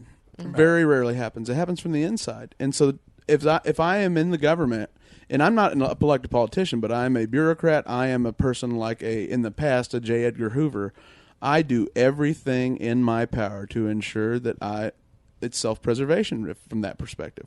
And so if you have something that would literally even bring down the constitutionality of every law passed since that program's implementation, whoa. Mm-hmm. Huge game changer. Now, the question is, would the American people even care? I don't know if they would, but... Oh, they'd care. You come out and you what say... What if Northwest was a twin? Shut up. Then... How dare you bring up Kanye West, baby. Why are we doing this? I'm a fan. Sorry. Kim Kardashian, you're okay in my book, but Kanye West, you're just a step below Beaver. Racist. Stop it. Yeah, anybody that's anti-Beaver is total racist. So, I don't know. That's a thoughtful question, Greg. I don't know. I know, you don't want to ever think that. I don't want to think that about my I especially government. have a staunch anti-conspiracy bend, but I swear to you, it is like there's this consistent, slow trickle of a narrative that is being let out over time. And the woman at CBS, which no one even hardly covered, her computer turned on and off when she was investigating the Benghazi scandal. What now? I didn't hear about All right, this. I got challenged by Exactly. I got challenged by our beloved listener Samantha, whom we love, who is a dedicated listener to all the podcasts that we produce, even Maya's. I don't know why. Cheryl Atkinson is an investigative journalist, again, like Michael, like Greenwald, who was looking into Fast and Furious, was looking into Benghazi. And in the middle of the Benghazi story, several times her work and her personal computer would turn on, and then it would turn off. And, you know, she's My not... My phone does that, and it disturbs me. Yeah, but okay. You're Gena Martinez. Right. She's Cheryl Atkinson. You're not on investigative journalist. National TV. Right, I don't have cronies that, like, meta tag all the keyword, trigger words into the podcast that I play with. That's true. I really need to stop taking my iPad in the bathroom. Sorry, I'm just getting sidetracked thinking about other things. So, all right, so Cheryl Atkinson is an investigative journalist, and we know that with the AP, they got hacked. They got hacked. Dan Rosen. By the government. James Rosen at Fox James News. Rosen. He's different than the AP. The AP was hacked to find out what they knew and to see who their sources were. Cheryl Atkinson is very much the same thing. They supposedly, meaning the government, she says she knows who it is, were looking into her files, her work files. Now, Samantha said, well, her computer turned on and it turned off. Big whoop. And files have been changed. Timestamps had been changed. Right. And I'm saying that things had been changed. The computer, yes, your computer can turn on and off, but two separate computers, multiple times, across a long time period. In the middle of this. In the middle of these scandals, and investigative journalists, we know about the AP. Secondly, as much as we rag on the news, CBS is, this woman has a career. She's a respected journalist. She looked into it herself. She felt like there was compelling evidence, so she went with her counsel to CBS's counsel and said, I think that I'm being hacked by someone, and I need you to take a look into it. They hired investigators to do forensics on her computers. They found that there was definitely some sort of hacking into the systems, and that the hacking was not just some Trojan from a Chinese or Russian hacker, and it was just a little keylogger, in the system. This is something very complex, much greater than that could hide itself. Essentially, it's not just your teenager joyriding, turning on your computer like most Trojan. So CBS is now making inquiries to the United States government, trying to find out exactly what's going on. This woman essentially risks her career by going public with this to Bill O'Reilly and saying, this is happening to me, I don't know who it is. Or she's saying, I know who it is, but I can't say it publicly because I can't make the allegation. It's an ongoing investigation. I think it's dangerous to be an investigative reporter anymore, and it's a sad state of affairs. Right. So I don't think that her life is in danger, but I mean, it's certainly her privacy is in danger. Oh, certainly. And we don't know. You can't rule out her life isn't in danger. Exactly. You cannot. We're not saying it is. We're saying it's impossible to rule it out at this moment. There's not enough information. So that happens to her. Well, then there's PRISM, right? Right. Then there's conveniently, none of the companies that are involved in PRISM can reveal that they are involved in PRISM. They have to all deny it. Right. And then you have Hastings. You have more Greenwald things, I'm sure, are on the horizon. One, the G8 summit, where they basically set up. Yeah. They basically, the UK government and the US government set up dummy phone booths and internet cafes, and spied on all the diplomats going to and from their home countries. I mean, they set up these systems to spy on diplomats. I mean, how outrageous! What? But yeah, I mean, it's out of the realm of possibility. I mean, that's the thing: is how can you rule? Right now, even if you are a factual person, you can't rule anything out. I don't know. Absolutely. You'd be naive to rule everything out. You would. Well, let's just move on. Yeah. 'Cause I don't know. So we're treading on dangerous territory, so it's best to move on. I guess you've got to evaluate everything. Immigration. Let's talk about immigration. Let's keep it short because we're, probably an hour and 15. I will tell you what. I will let you two pasty white boys discuss immigration without my khaki ass because I have to pee, and that should make it short and sweet. But I'll come back and give my two final. All right, cents. we need you, Martinez. All right, I'm headed towards the border for this conversation. Enjoy. All right, give us the facts. Don't worry, because if you stay here 10 years, you'll be able to stay forever. And can I vote too? Well, if you get a card. No. I'm having your rights disenfranchised. I'll drive you to get your card. In your Nova. All right, so give us the facts on the immigration deal. All right, so the Gang of Eight was putting together a deal on immigration. It was starting to fall apart, so as what typically happens in the Senate, it became a who's getting what goodies for what support. So the one that has right now what we know is that if you're here, you're what's called an unauthorized citizen, or technically an unauthorized immigrant. You will be allowed to stay in the United States as long as you register with the government, you submit to a background check, you'll pay a fine, back taxes, and you'll settle your debt to society. Then it'll give anyone who has that unauthorized immigrant status, you'll have probationary legal status, which allows you to live here and work here in the United States legally. And then there is a path to citizenship. Granted, you do certain things. You take civics, history courses, and pass the test, that sort of thing. Now, if you have a serious criminal background or you are deemed to pose a threat to national security, you're subject to deportation and you will not be allowed to stay here. So it's relatively innocuous. But, as always, there are some awful, awful loopholes in the bill. For instance, the big thing is now big labor wasn't going to get on board with this. The AFL-CIO was dead set against this because they thought it was going to drive down wages in certain industries. So as part of the bill, the agreement has resolved that the pay level of low-skilled immigrants often employed at hotels and restaurants or on construction projects or who could be brought in during labor shortages have to be paid the median wage. So it creates artificially high wages. On top of that, it looks like it's not going to do really anything to stop illegal immigration. It might limit it a bit.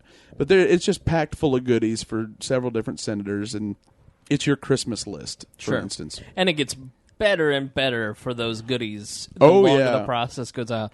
Then they go to reconciliation, and I think this issue, it's like a lot of issues, okay? It's like the healthcare debate. It's like any big issue that we tackle in Congress and on these national discussions.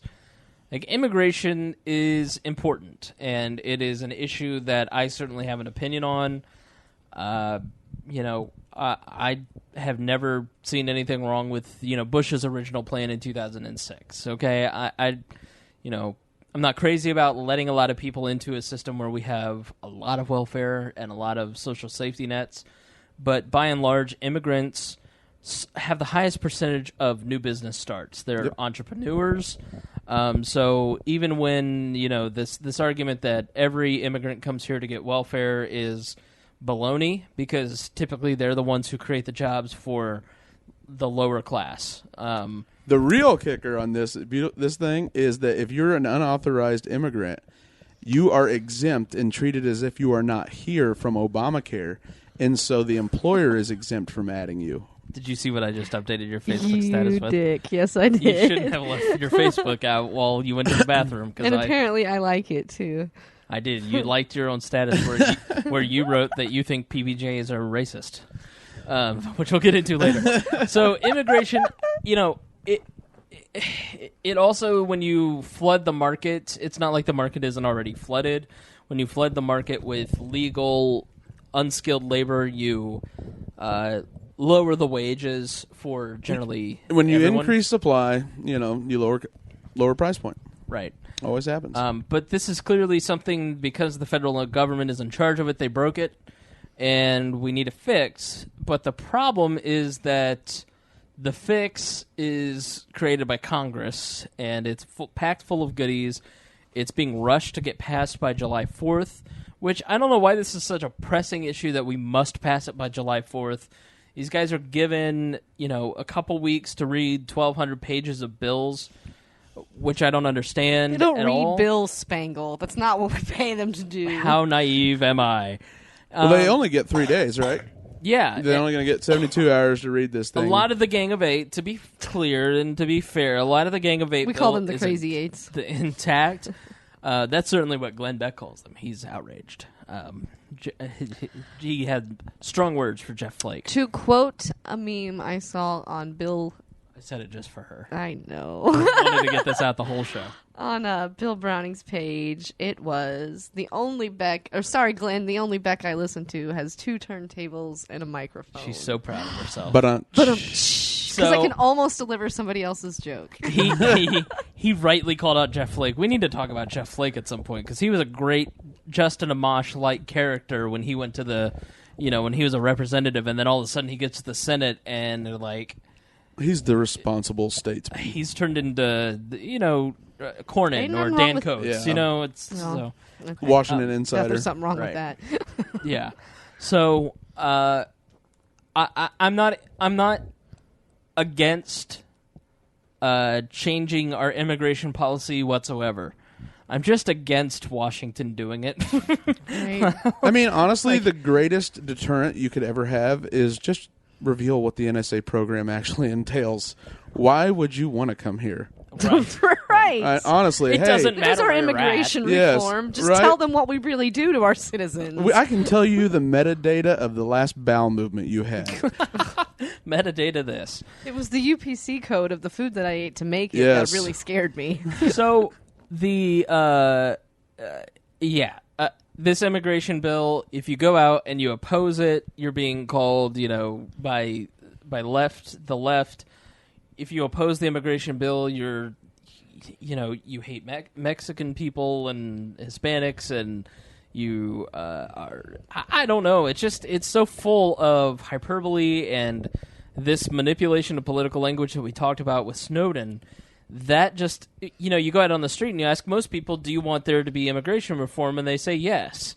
But then, do you want immigration reform where this, and these other 400 things happen? I hate that. No, not at all. It's funny. I think New Hampshire's a great microcosm of this. That's where the Free State Project is.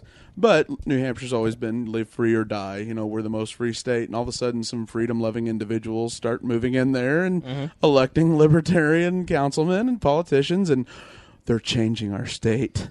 we don't love freedom so much anymore. Right. And that's freedom's India, scary. or I mean, that's, the U.S., this immigration policy on a grander scale. It's just the same with healthcare. You go out and you say, do you want a change in our healthcare system? Is it broken? Yes. Well, do you want to pay more for your health insurance and have less access to your healthcare provider and not be able to have access to the doctor that you want? Well, no. Well, then why did you vote for the guy who told you that you'd get Obamacare? I know, I'm sorry. We're really beating up on Gena. Because he convinced me with my hope and change sandwich. Yes. I mean, it's the devil is in the details. Because with all he these was major not bills. a effing Bush. I mean, I would have taken anything at that point. Yeah, I know. You but got now- Bush again. Yeah. Quite frankly, except Joke's on you. except he just got health care for old people. Right. Obama just did it for everybody. He permanently broke the healthcare system, the student loan system, the immigration system, soon to be the... I got nothing. I wish I had a defense. But it's not all like. those things are untrue. But said nobody on the other ever. side of it, John McCain was no choice at all. Right. So I mean, And neither was Mitt Romney. I mean, no, God, no. There are no good choices. But until a Gary Johnson can win, or till someone like that can win, and then the question becomes: if someone like that wins, can they even do anything? Right. I think there's a lot to be said for Barack Obama wanting to change things, but not being able to change things. And I think we really talked a lot about that last episode. But Because I made you get philosophical and see him as a human being. I see Barack Obama as a human being. I'm not one of these people who thinks that he's a horrible person and that he's, out to ruin the country and he's a scary socialist Muslim. I think he is a guy who legitimately wants to help people and thought he could help people by being president, and now realizes he can't help people by being president But he at did. all and hates his job. But he did help some people by being president. I mean, you can't deny the fact that... Acorn and Defunded. Muslim Brotherhood, right? That's who he helped. Oh, Lord. No. Admit it, facts. Who has he helped? That would be Who an has interesting At a Obama. show. minimum, every little child across America who's not lily white that looks up at Would the... you stop it with the racial politics, Melissa Paris Harry, or whatever your name is? At Stop a it. minimum, he is an inspiration. Check your white privilege at my door. Because in this house, I'm gonna we rub have the liberty, smelliest justice. parts of me all over you. And I It gotta has been, deodorize. hold on, it's been 16 years since Tiger Woods came on the PGA Tour, and we still have one African-American golfer. So But there are looking up still to people doesn't exactly set a 55,000 precedent for future gains or beliefs in yourself or anything God. like that. I'm just saying, that's not Believe me, if there was a woman in the White House, there would be more women who would think it was a possibility. You and ran then for more office. women Did would you try. feel like... Because did you- I've known since I was in fourth grade that I was going to be the first woman So if president. Sarah Palin had won for president, would you have felt like you can do it too? Sarah Palin can eat a Okay, well, there we go.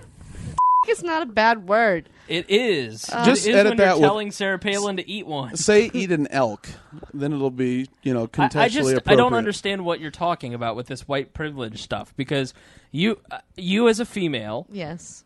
who was with child at the time, Yes. I don't understand what barriers you faced you on have getting no on the ballot. idea what barriers I face. Not getting on the ballot, but getting. That's because you were a libertarian. But not a did you woman. have? But did you have challenges that every other that Wes Bishop? Yes, faced? absolutely. Here's let me Like give you what? this example. You mentioned that I was pregnant. There was a point before I stepped out to give a debate where it occurred to me that every other candidate sitting there had butterflies in their stomach, and I had a human in mind. Stop it! It happened. You're being silly. That fact happened. You're being silly. But answer my question. Okay. Do you feel like there was anything extraordinary? Because everybody, Yes. every single candidate. Hold on, every single candidate is going to have their own unique challenges. Absolutely. Rupert has challenges because he has a beard and looks like Yes, Rupert. the piratism. It's and- got to suck. He He had mass recognition from being on corporate television for many, many occasions. Right. It must have just really sucked to be Rupert. It kind of did Okay. several times. Okay, I will give you The that because there were repercussions, people who confused him with other contestants on that show. There and I were think more. that hurt No, but there his- were a lot of people who thought that he was joke candidacy. Yeah, And that okay. it was a stunt. Okay, You think people thought mine was a serious bid?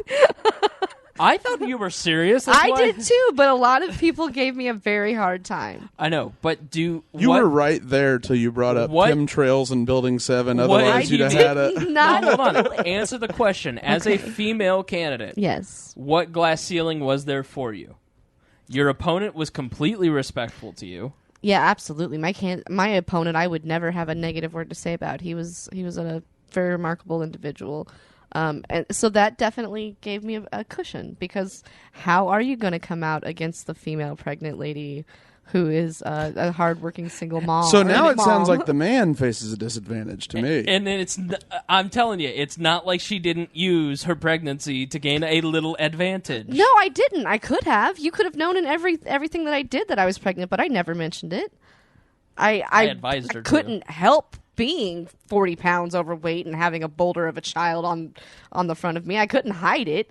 I mean, I had blazers and what have you, but I was still evidently pregnant. Well, you felt like it was a disadvantage, and I repeatedly told you no, it's not, because people... Because you weren't sitting there with an extra 40 pounds on your abdomen. Listen, you had a baby and you lost your belly. I have to do sit-ups, so don't cry hardship not to me. Sit-ups. I've been You have to do sit-ups. I had to push a human being. I had to expel a human from my body. Do I'm you not know even what gonna my discuss diet is the like? orifices Have you ever involved. eaten at Bakersfield? Don't talk to me about expelling something from your body. I'm just saying, I just don't see...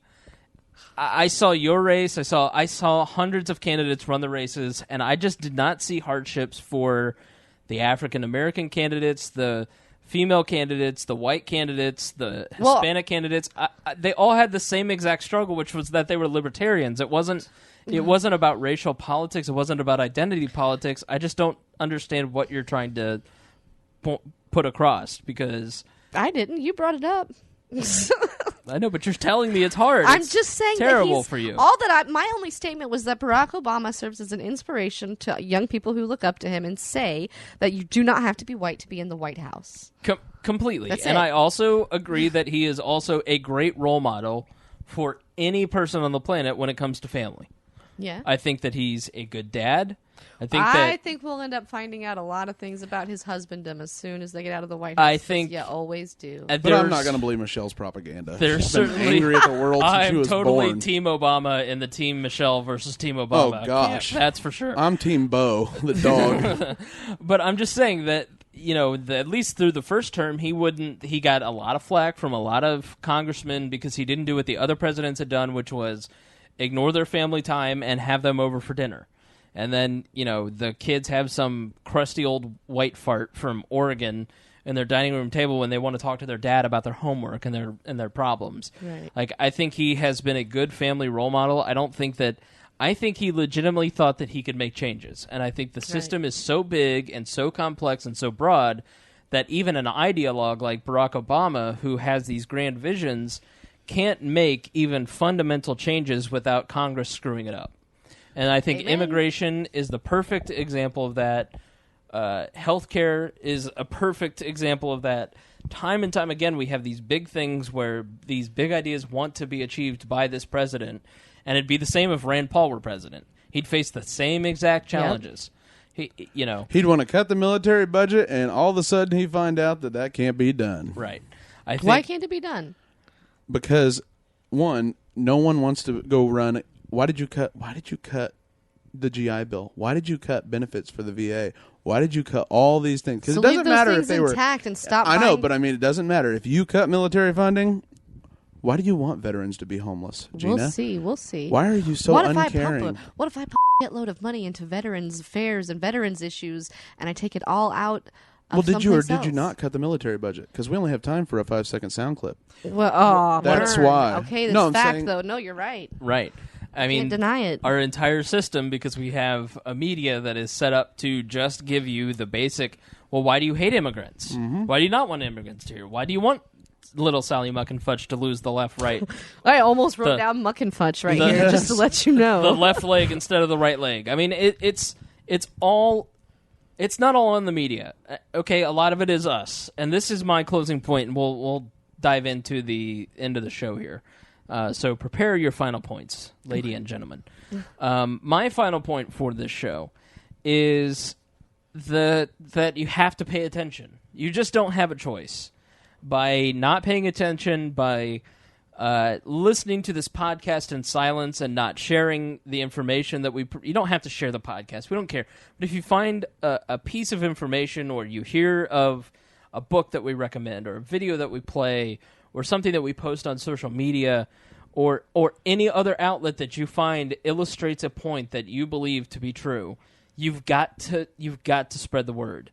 And then beyond that, you've got to start organizing. We've got to start meeting together and getting networks built to start getting our rights back. I mean, the Fifth Amendment is now under attack. Right. It is now the last piece of the Bill of Rights that was sacred, that the government repeatedly respected, which was keeping your mouth shut when you're under suspicion. You know, that whole thing about when you're read your Miranda rights, you have the right to remain silent. That doesn't apply anymore because of the Supreme Court ruling.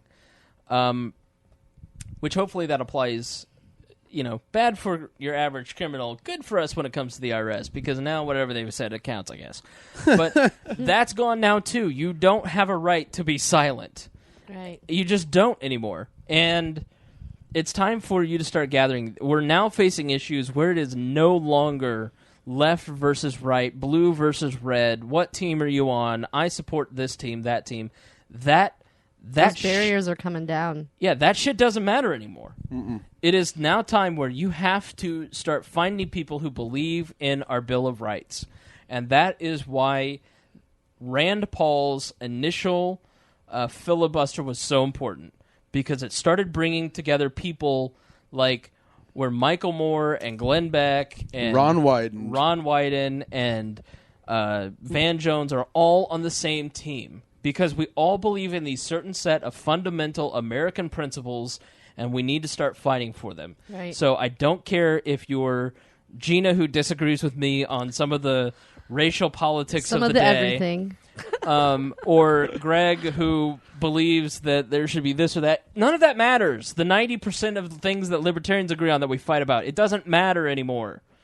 I'm just starting to scream every time I'm giving you a big Hillary Clinton. What difference does it make? And we have to start shouting that repeatedly.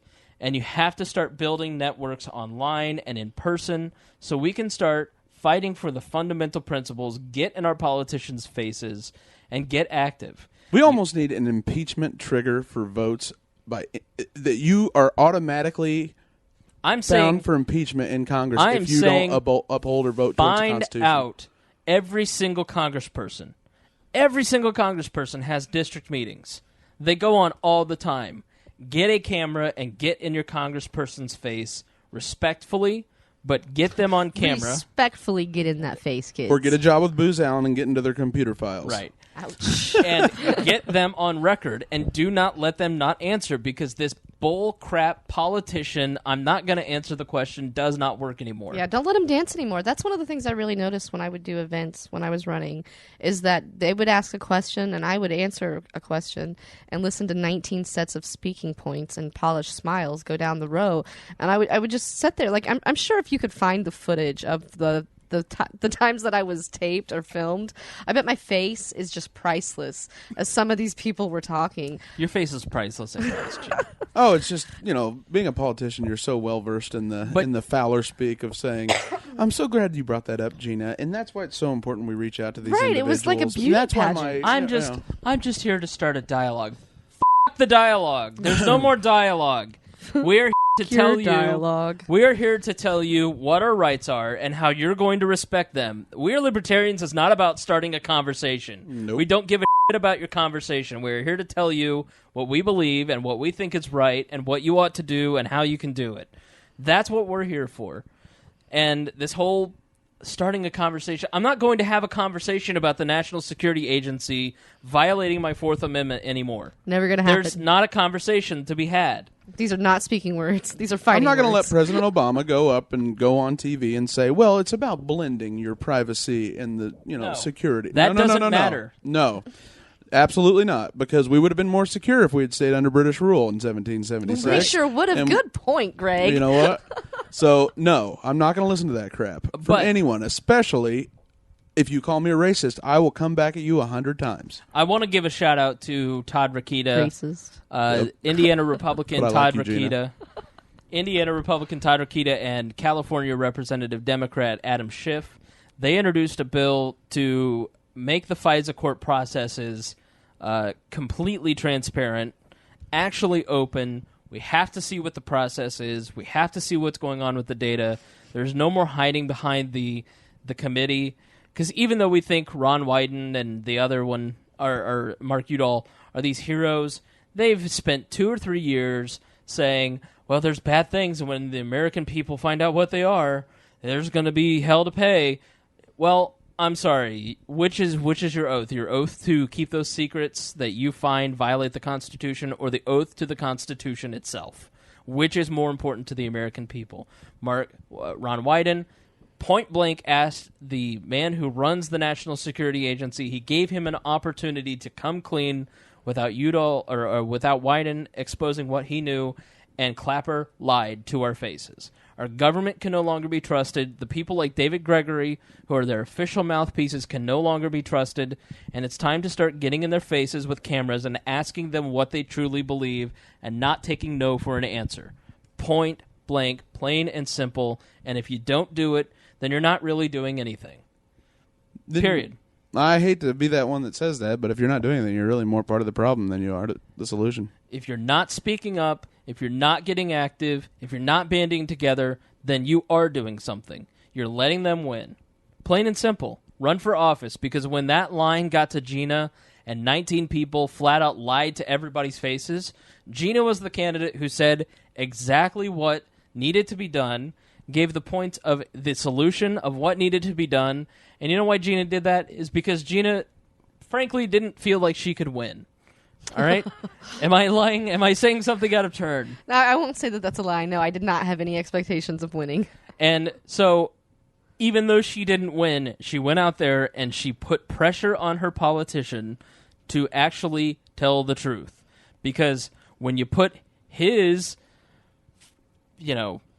sunshine and rainbows mentality next to Gena's actual truth, he looked like an idiot. And he started to hate that. So he started to be a little more honest. And so if you think that you can't win as a libertarian, you're an idiot. Because Gena won.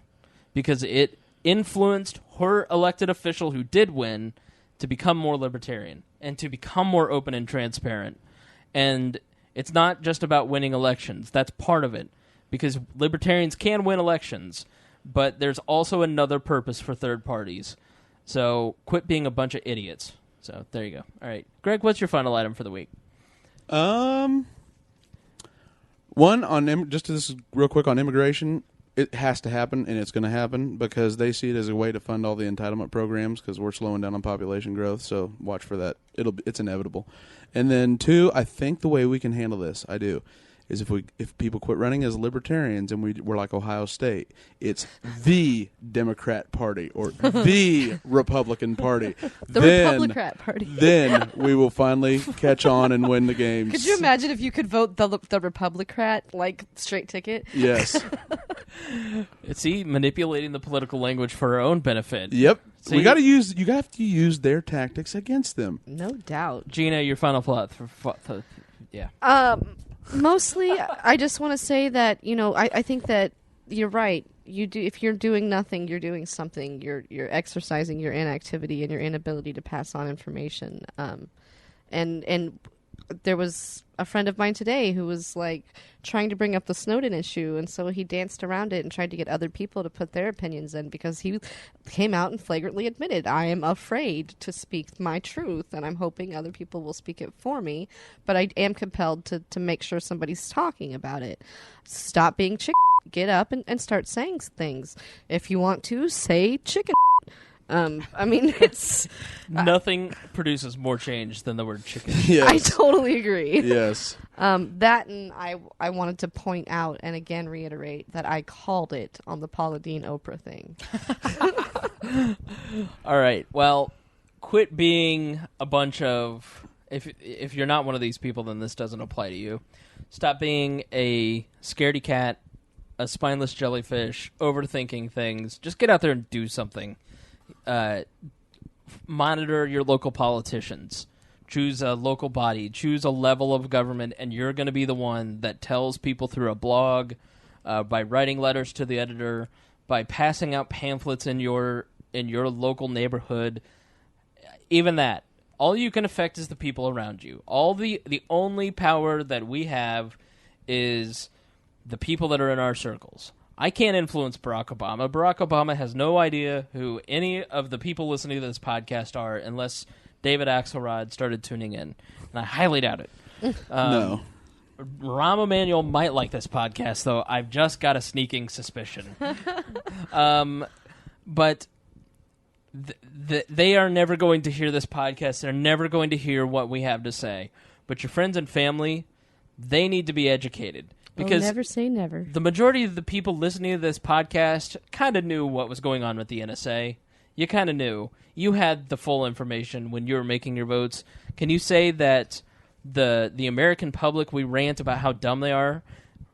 Well, are they dumb when they don't have the full information because they're being lied to by their politicians? Right. Because the media is getting away with it? They're not dumb. They're just not informed because they're being lied to. So be the agent of change in your friends' and family's life. That's all you can do. You can't affect Barack Obama. You may be able to affect a congressman. Your senator probably doesn't care. But your friends and family... That's where change starts. That's where it starts. And I do not mean this for self-promotion or anything like that, but I'd written earlier this week a guide on like the selling libertarianism. And all it is a series of questions I would encourage everyone to go through. And what it does is it forces you... The modern political debate is not even about why we have government. It's about what is good government and what isn't good government. Right. And you have to go back further than that. If you're going to change someone's mind, you have to make them question what the purpose of it is and then start from there. Right. So I would encourage you to at least take a look at it, get some of the questions down, and when you're having a family dinner, when you're talking with friends, get them to fundamentally question their beliefs, because there's no way of just painting a different layer of, putting on a different layer of paint and calling yourself someone different. All right, well, I feel like we did better than last week. I feel like this went really well. I feel like Gena did a good job, except for that one part in the middle. Greg, you were exceptional as always. Always, Greg. Oh, yeah. We are not even going to do the tagline because we clearly did not suck. We did better than last week. All right, so we'll see you next week. We may have a special secondary episode to make up for our lack of an episode last week, just to cover the ruling on the gay marriage issues that'll come out. Yay, in Syria. We get to have gay Christmas Day. We might get to Syria. We might not. We're going to probably on Saturday talk to Joe Ruiz and Ryan Ripley, two people who ran for office, who have extraordinary tales of making a difference in their local community and getting active. So we're going to talk to them about how to do that, and that should be coming out hopefully Saturday. So, well, that's just because Joe's an Illuminatus. Well, Hey. Joe is really, there's a couple people on this podcast that are not on this podcast at the moment that you got to worry about. Okay, they're in the Star Chamber. There's one that's a Freemason. Yep. There's another one that is in Washington, D.C., rubbing elbows at the Heritage Foundation. I think he polishes... His official job title is John Cornyn's forehead polisher. I believe that's what it actually is. I mean, I'm just saying we didn't have them on this episode to rant against shine. the man for a reason. Mm-hmm. So, all right, hey, fight the man. Fight the man. Take no excuses. Take no. That's right. By doing nothing, you're not being... I want everyone to know that I'm pointing my finger. It is a very intent point. All right. Y'all be good, and we'll see you next week. Music for We Are Libertarians is provided by Hoosier musician Brian Keith Wallen. Please check out his website, briankeithwallen.com. The song is Bad Spell. Or the new MySpace. By the way, It's not monitored by the NSA, You should talk by the about way. that on the Uncontrollables. So anyways, back to Victor Boot. He's a Russian citizen who was extradited to the U.S., and Russia wanted him back. And the United States said, Putin, go Putin yourself. We're not giving you your stuff back. And Maya, as I say that, is taking my equipment out of my apartment. And Not just equipment, several other things. Yeah. At gunpoint, no less. Let's just pause here. Why are we pausing? Oh, okay. We love you, Maya. Goodbye. Yeah, because you guys keep leaving shit It's out. taking 5 minutes to get a point out. When's this come out? Probably I'll be done with it probably tonight or tomorrow. When's it air? Whenever I get done, so probably tomorrow. Okay, so like 5 things you've left out that have happened in the past like 3 days, and so you're gonna release the bar, and it's already gonna be way too fucking high. But that's okay. I won't add any of those points in. Text them to us. Stop being a bitch. No, I'm not gonna help this dude. You can sit in. Help this dude. I'll give you the microphone here in a second. Just let me make the point. We gotta go for the tattoo thing. All right. Help Good this luck. dude. Make her text it to me. I won't be listening. Text whatever the things are. There are 5 things. Give a hug. I could just like stand up and walk away with it. I know. Wonderful. Why can't I be that small? Why can't I be that tall? I can't you reach everywhere. No, I'm gonna leave this here. I don't want to leave it in my car again. Yeah. It's really fucking hot. That's a good idea. You won't have any microphones in it anyways. It's okay. Come back and get it. Does now. No. Thank you for throwing that in there. Delicately. Delicately. Captain Delicate. Maya Axton.